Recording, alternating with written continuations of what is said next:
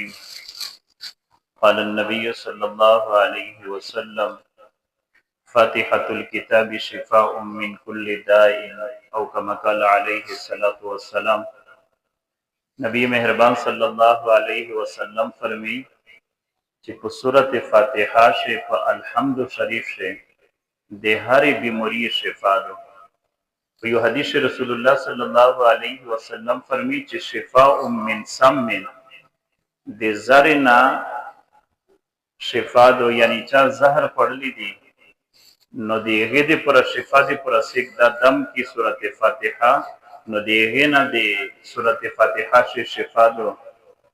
پیغمبر علیہ الصلوۃ والسلام د سورۃ فاتحه ډیر فضیلت بیان کړه ده.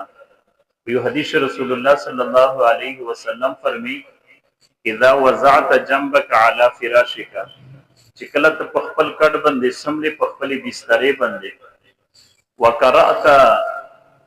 فاتحة الكتاب وقل هو الله احد وبيده نبات سورۃ فاتحه وقل هو الله احد سورۃ تلاوت کې فقد امنت من كل شيء الا الموت، ته د هر شي نه په امن شله مگر صرف د مرګ نه، ځکه چې د مرګ د پر ایوان ټا مقرره د چا ورسته کیږي مخشي کیږي نه د هر شي نه حفاظت ته الله تعالی دی. پیغمبر علیه الصلاۃ والسلام ته په یو موقع باندې ابو سعید خدری رضی الله تعالی عنہ خپل حالت بیانوي چې رسول الله مش په سفر شي چې یو کس لړم موچی چې او بیا مش تروغی نو مو په سورۃ فاتحه باندې هغه کس دم ک او اخت الله رب العالمین شفا ورکړه، چونکه هغه سردارو دی ویل کې نو دیږي د وجه نمیشته پیغه په بدل شي شکرنار وکړه،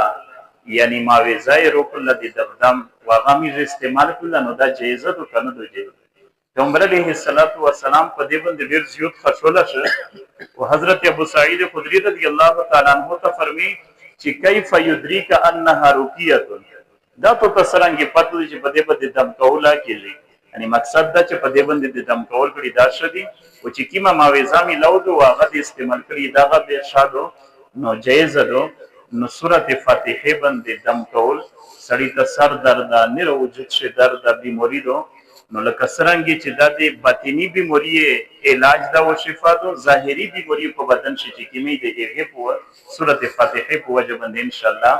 هغه ختمېږي. نو دا تاسو ته اجازه ته دي چې کله کله سیکوي کنه چې دغه اجازه چې مشتای کنه چې دم کول شي کنه نو په تیر شي چې تکلیف دم کول ضرورت نه په سورۃ فاتحه باندې تاسو دم کوي. الله دې